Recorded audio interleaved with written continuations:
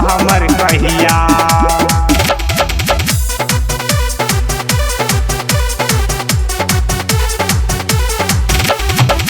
प्रेम से बोलो थावे वाली मैया की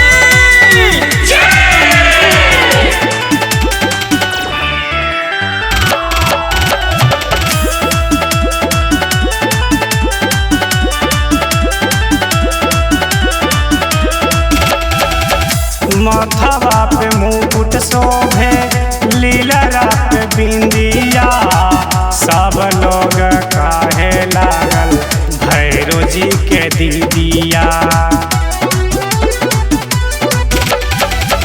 माथवा पे मुकुट शोभे लीलरा पे बिंदिया, सब लोग काहे लागल भैरो जी के दीदिया।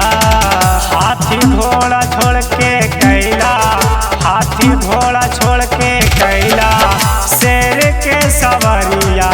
हे दुर्गा मैया श्रद्धा पुरैबा हमर कहिया।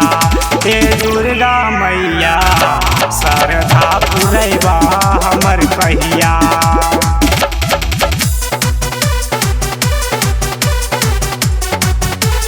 बोला बोला अंबिका भवानी की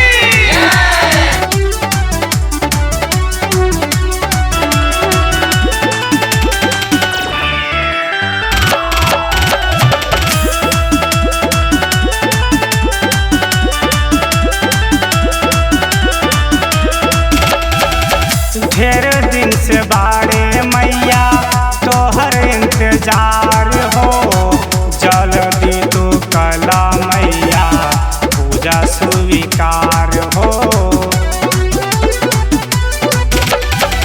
ढेर दिन से बारे मैया तोहर इंतजार हो, जल्दी तू कला मैया पूजा स्वीकार हो। अन धन भरल बाटे, अन धन भरल बाटे पैसा रुपैया। हे दुर्गा मैया श्रद्धा पुरैबा हमर कहिया। हे दुर्गा मैया श्रद्धा पुरैबा हमर कहिया। हे दुर्गा